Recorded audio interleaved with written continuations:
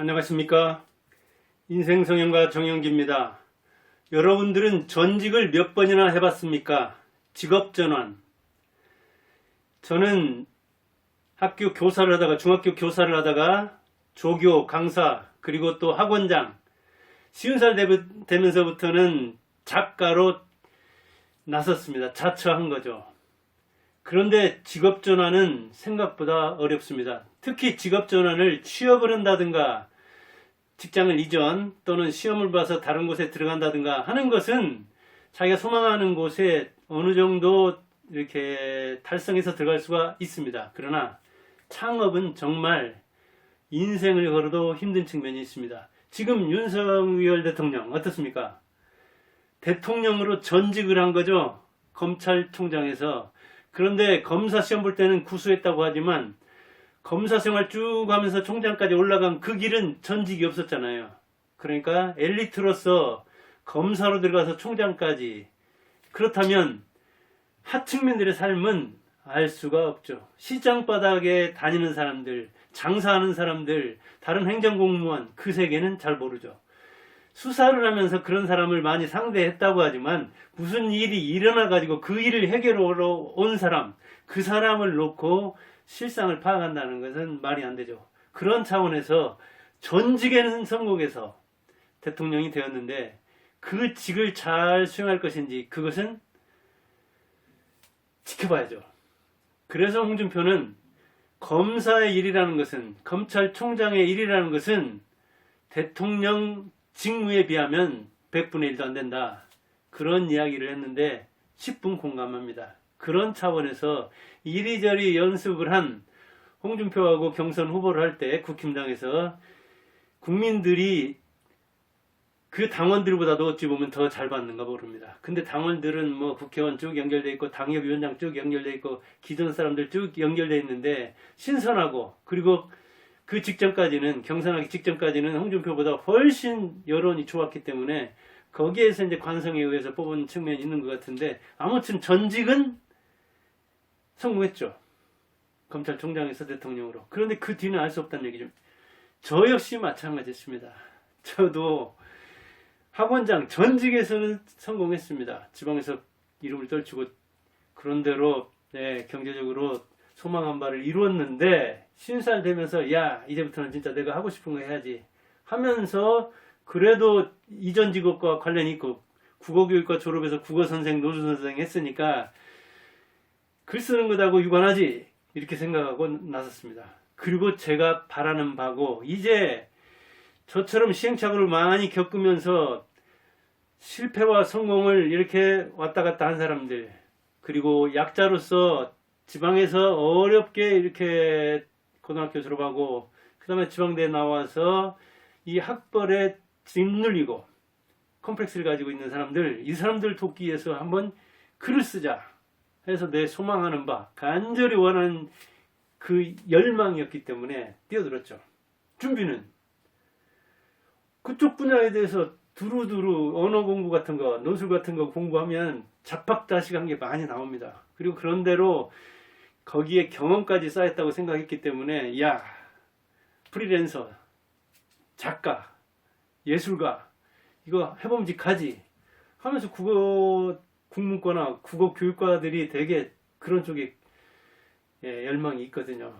그런 쪽을 바라봅니다. 그래서 저도 이제 50살 되면서 그렇게 나갔는데, 그러나 현실도 자신도 소망하고는 크게 달랐습니다. 출판 시장이라는 것도 모르고 작가의 길에 뛰어들었지만 현실은 생각보다 10배는 어려웠습니다. 제가 학원 3군데 하다가 3군데 정리해서 이 보증금 가지면 한 1, 2년 고생하겠지. 그러나 이 보증금 까먹을 쯤 하면은 작가로서 우뚝 서겠지. 누구도 뭐 나보다 내세울 것 없는데, 누구도 유명 작가인데 그 배경을 보면 한번 해봄직한데 하면서 내가 하면 저 사람들보다 잘은 못하겠지만 저 사람들 비슷해지겠지, 아니 절반은 따라가겠지 했는데 안 되더라고요. 그리고 출판계는 제가 막연히 열망해서 막연히 좋게 보고 들어갔지만 글 써서 밥 먹는 사람이 거의 없더라고요. 여기 책들 쭉 있죠. 한 신인 작가는 출판사에서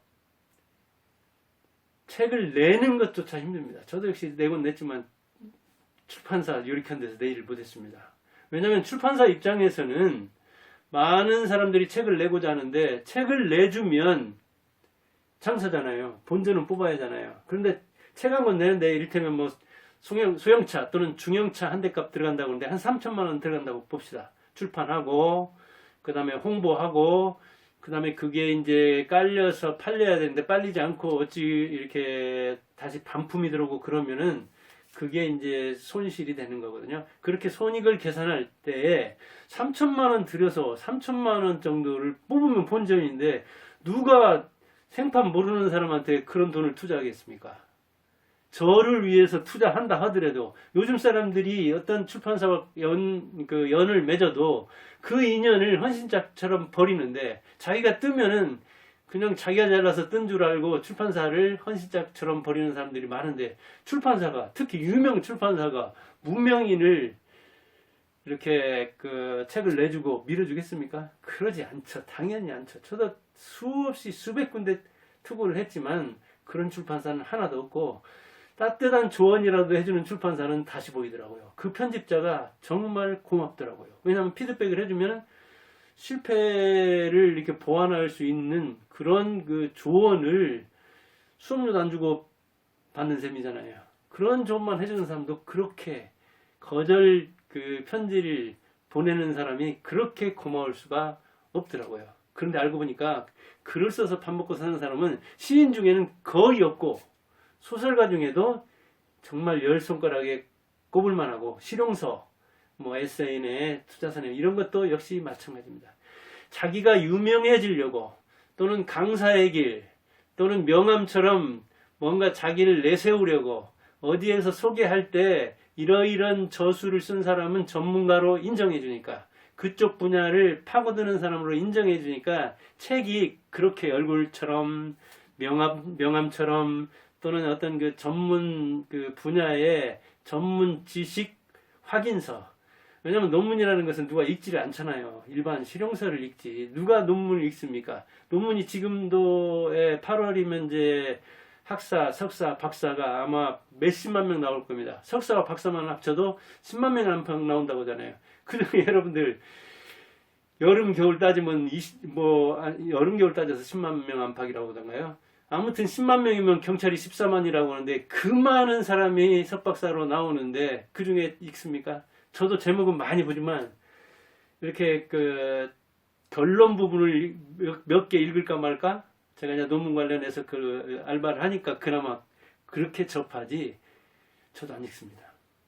그런데 일반 서적 역시 마찬가지고 그렇게 출판 시장이 냉각되어 있기 때문에 그리고 계속 축소되기 때문에 책을 문명인들은 낼 방법이 없습니다. 그래서 저도 뭐 자비 출판도 하고 그렇게 해서 내 돈 내고 내가 해서 뭐 손해 보더라도 그 시행착오를 겪으면서 또 실력이 쌓아지는 거 아니겠습니까? 그리고 너무나 절망하면은 자기의 그 열망이 완전히 얼음처럼 식어버리면 결국은 책을 쓸 수 있는 동력이 집필 능력이 아예 없어져 버리잖아요. 그러기 전에 자기 스스로 책을 내서 뿌듯함을 느끼는 것도 괜찮죠. 그러다 보니까 여기저기서 출판을 뭐 조언해준다, 유도해준다, 글쓰기를 가르쳐준다, 그런 것도 많죠. 그러면 이제 결국은 자기 출판사에서 출판 내라고 해가지고, 그것도 역시 사업,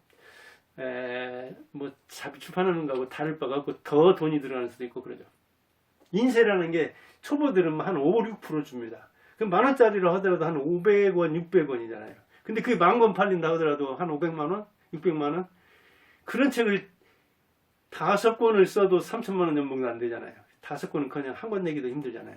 그러니까 원래 이게 그 밥벌이로서는 책 내는 게 힘들다는 걸 알아야 되는데 저는 그렇게까지 열악한 줄은 몰랐습니다. 저도.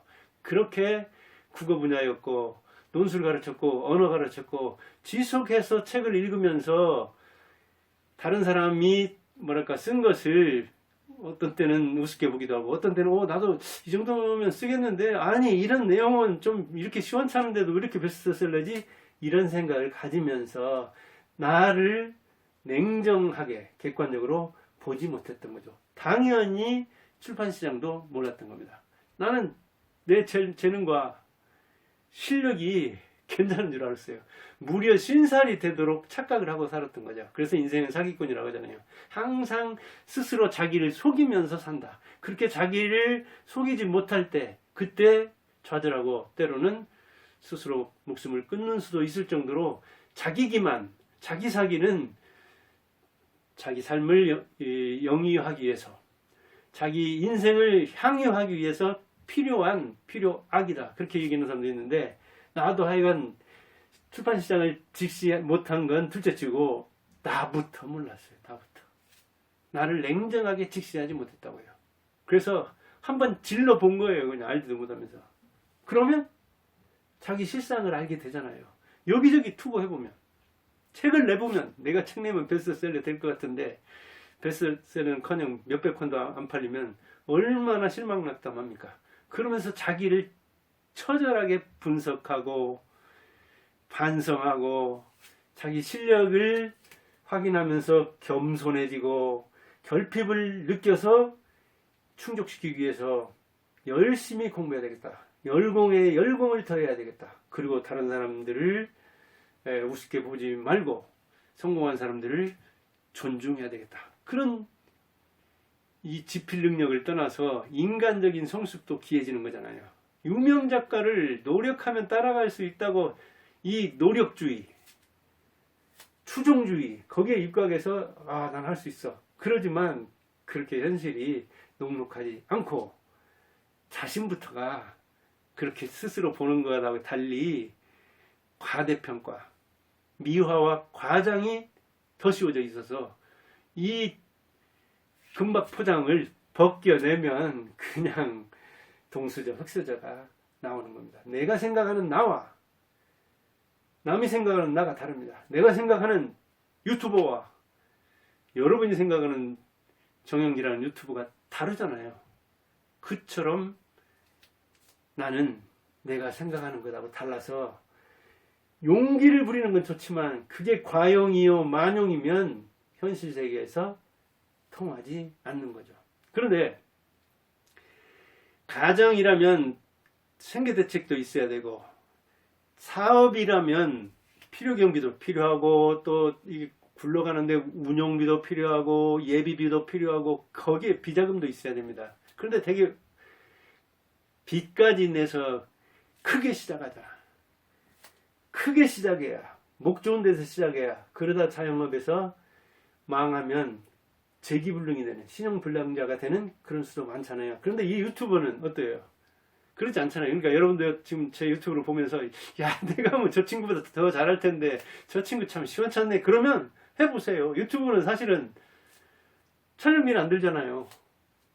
그리고 망해도 뭐 지하실을 뚫고 내려가지를 않잖아요. 그냥 이제 시간이 좀 낭비가 되고 집중력이 낭비가 되고 이런 정력이 낭비되고 그러긴 하지만 저도 314회나 찍으면서 사실은 저에 대해서 이번 방송만 해도 돌아보게 되고 그리고 다른 사람에 대해서 찍을 때 어떤 그 인생성형 전략에 대해서 찍을 때 공부하게 되잖아요. 그렇게 꾸준히 공부하면 꾸역꾸역 올라갔다 내려갔다 하는 겁니다. 그래서 이렇게 오르락내리락 하면서 주식이든 이 부동산이든 상당히 올라가 있듯이 몇 년 지나면 여러분 실력도 그럴 수 있는 거거든요. 그러니까 여러분도 한번 자기를 시험하기 위해서 저는 책을 써봤고 이렇게 방송도 했고 팟캐스트도 했고 뭐 블로그도 했고 이것저것 많이 해봤습니다.